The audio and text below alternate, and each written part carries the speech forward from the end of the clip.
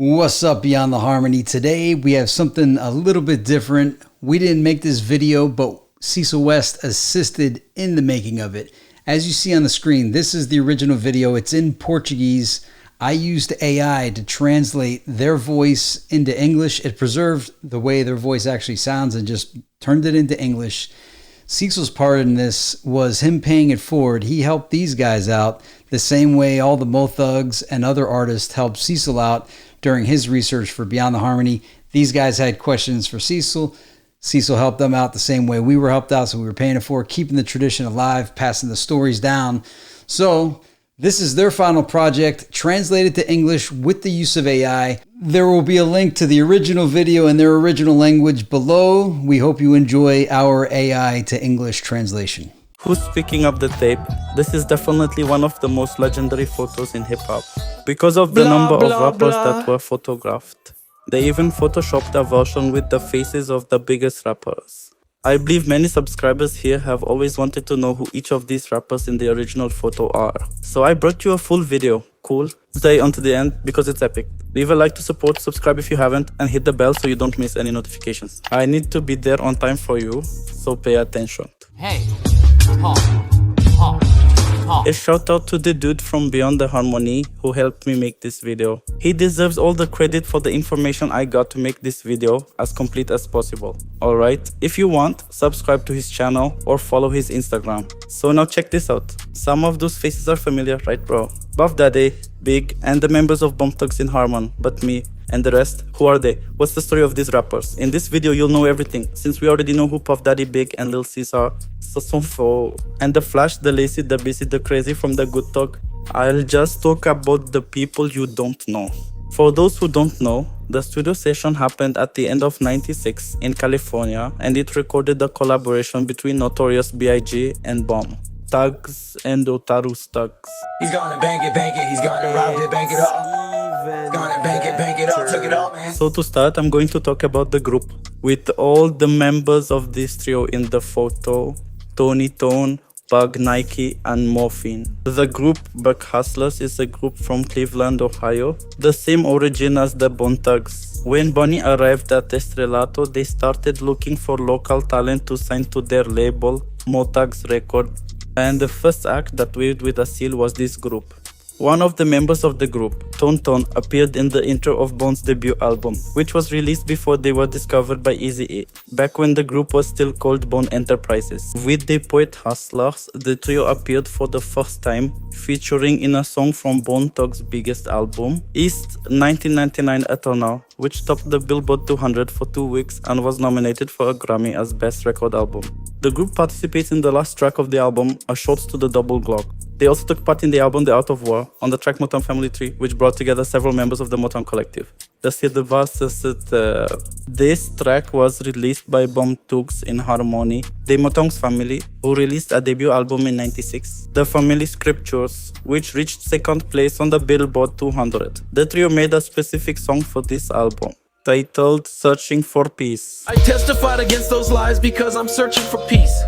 I hold my heart against my soul. They also took part in the team track, which brought together the main members of the collective, and they also participated in the second album by the collective. In November of 1997, the group released their debut album under the Mo Thugs Records label. 2 songs had music videos, with the title track of the album, A Trials and Tribulations. The battle was fought. I claimed a half-deadly head, sealed out, smothered And by... the End Night featuring Bond. The day and night for your attention, can you feel it, baby? You forgot me gone in the summer. The group even participated in the concert that Bonnie did at the BT's Plant Groove, singing this same song with Lazy Bone. And the album was Poetic Hustle's last notable work. In 1999, member Mohawk participated in Crazy Bones' debut album. He also did another feature on the album with his group called Night Ratas, which was a rap quartet in the style of Abanda Keys, who wore black leather clothes and white face makeup.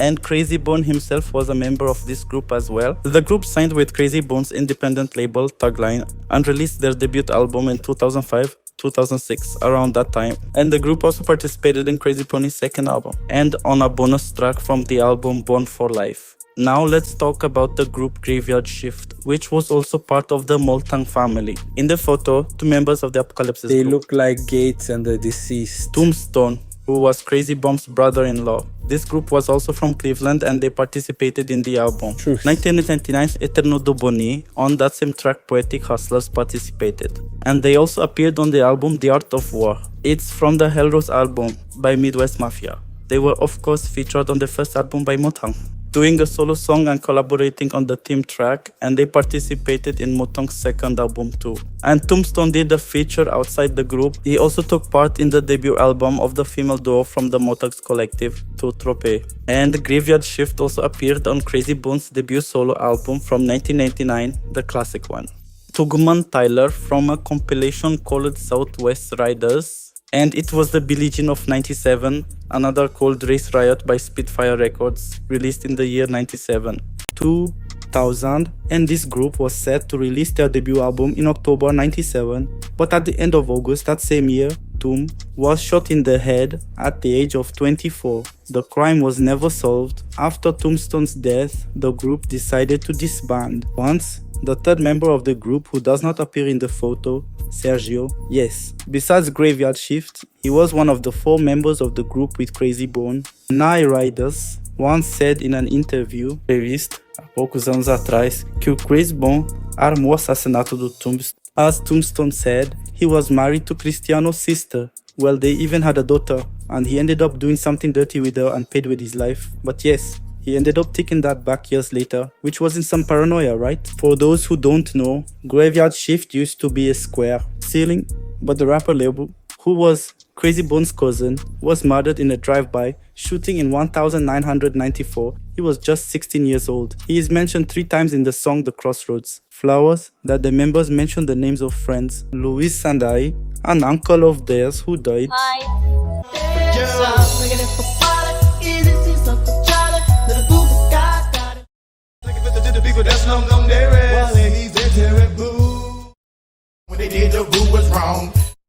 Tombstone's death made it to the local newspaper, and an article was also written for a magazine about the tragedy hitting the group twice.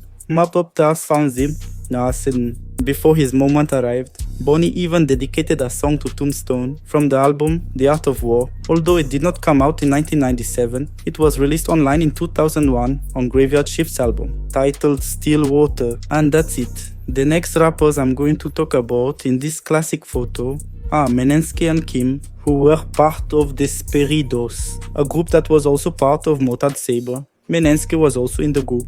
Black Hole of Thoughts, that Easy was about to sign to his label, Rufus, before passing away. The group even participated in the second album by rapper Cocaine, which was released by the 1994 record label, and his debut album was scheduled to be released on Rufus Records, but Zeze ended up dying. A promotional tape was released in 1996. Later, in 2014, the official album was released by a German label. The album even featured Bom Tango, no longer in the Motox collective, and according to, only the third album of the crew was involved, and already the group Desperidos of Meneski and K. King Dog, the group only existed from that third album, titled Motown Street The Modern Day. Chico, Lazy Bono was also a member of the group. The album was released in 2000 after several members left Notorious fame, and it is considered a failure since the crew was completely reformed. Not even Crazy Bomb took part in this project. At most, Lazy Bomb and Flash did a feature together. And this group is the highlight on this third album. One of the songs they made for this third album had a music video. The single Did You Really Wanna? You Really Wanna? Meanwhile, Quindog is considered one of the best rappers in the Motax family. He was making music with Bonnie and the Motax collective before the group Desperidos. He was featured on 4 tracks in the crew's classic debut album Family Scriptures. One song is solely his, and he sings in the classic hit Tug Devotion, which had a music video, que teve videoclipe. Ele participou do from Fourth, one of the main albums from the Motorhead family. He's the only one aside from Lazy Bone who's on most of the albums. He also did 2 collaborations on the debut album of the female duo 2x2. And that's it. Now, let's talk about Archie Blaine, who was associated with King Dog for a long time. And he also produced the album Faces of Death, from the time when Bonnie was Bonnie Enterprise. Archie Blame produced some tracks on Family Scriptures and only one song on the second album of Motox Femme, and he was the main producer of A New Breed of Female by the duo E2 True. Art Blaine was practically a third member of this group. He even appears on the back cover of their album. And that's it. Let's talk about Mr. Melis, known for his collaborations with Busy. Well, he was pretty much Busy's protege, and he almost signed, or did sign, with Busy's label, Seventh Sign. Magic took part in 2 songs on the Hour of War album, both with Busy, and he also appeared on Busy's solo debut album, and the song that Busy made for the Blade movie soundtrack. And in 98 e 98. The next person I'm going to talk about in the photo is The Rock, who is that famous confidant friend, Big's right-hand man. Even before the rapper became successful. He's represented in the film Notorious as the friend who took the gun charge so Big wouldn't get arrested, just so he could record his debut album. Did that really happen in real life? And The Rock served what? 4 years for a charge that Big was actually guilty of. Big often referred to him as Invisible Big, which means invisible bully. The Rock himself founded a clothing brand with that name. Justin Bieber has been seen wearing the brand, and Miley Cyrus too. The Rock was responsible for recording tons of rare, behind-the-scenes videos of Big. Many were used in some documentaries about Big, including all the material used in the Netflix documentary, Big Age Story to Tell. That video in good quality was all done by The Rock. He also participates in documentaries and some of the materials used in the Happy Phenomenon of 2009 and Life After Death, the movie. Since 2007, he is credited as the executive producer and is practically the main star of the project, right man? With his camera, he recorded various backstage moments over the years after Big's death with Lil Kim. Some people talks about Bad Boy and made that documentary there. He managed Lil Kim's career for over a decade, working together with Puff Daddy at Bad Boy Records. There's a lot about The Rock, but I'll stop here. For those who don't know, he was in the back seat of the car when Big was shot and killed. That's it. The next one I'll talk about is Lil Sis, who was another close friend of Big. He is also portrayed in the movie Notorious. Big formed Junior Mafia just to launch Lil Sis's career, along with Lil Kid. Junior Mafia released their debut album in '95, and the biggest hit was Player's Anthem, which made Lil Sis gain public attention. He also stood out in one of the biggest hits from Lil Kim's debut album, the song Crush on You. And Lil Sis is always mentioned in biopics, or like Tupac and Big. Like that guy who was at the Quad Studios window when Tupac arrived for the studio session, where he was shot and robbed in '94. And Ulysses was also next to The Rock, in the back seat the night Big was shot and killed.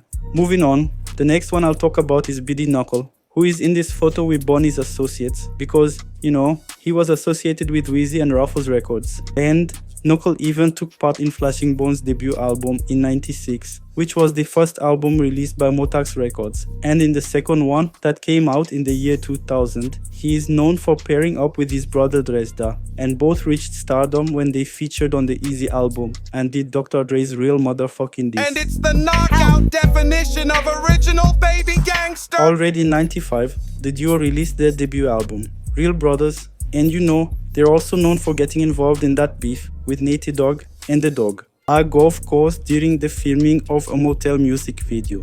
From the Horde, the Naked Dog hits some fields dressed out with a golf club, and this mess has already been mentioned in the Beef DVD. I can redo the video I made, make a version 2.0, so whoever wants it, comment here and let's hit the goal of 5,000 on this video. BD Naka, I always said in interviews that I was a close friend of Orlando Anders, who is the main suspect in Tupac's murder, and Keith D, who was Orlando Anderson's uncle, revealed that he and his nephew were in the studio session when this classic photo was taken. That's it. Let's talk about the next one, which is Soulja Boy, the real Soulja Boy, right man, the best member of the Motangs. He had one of the best melodic voices in the crew.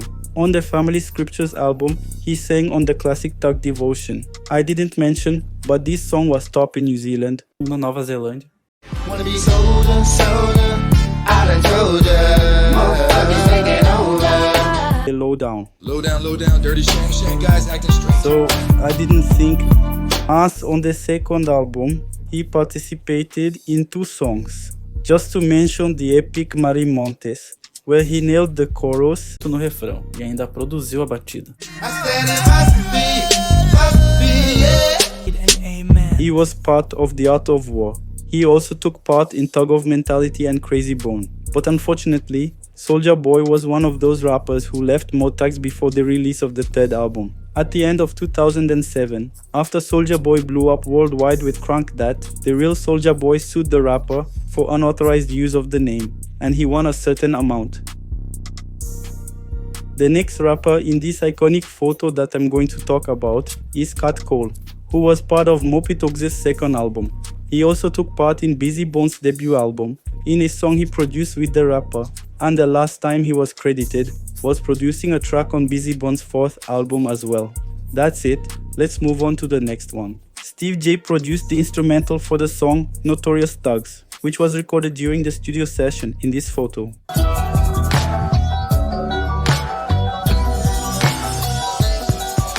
Before he was part of Bad Boy, he was a producer for Swing Mob, Bassman's Team, a collective founded by Devante Swing from Jodeci, which launched the careers of names like Miss L.A. and Timbaland. But he only gained fame when he joined Bad Boy, becoming part of the Hitman Producers team. He produced some hits from the album Life After Death by Big, like No Man in My Province. He also produced the remix of Only You by the group 112, which also featured Big and Mace. I don't know.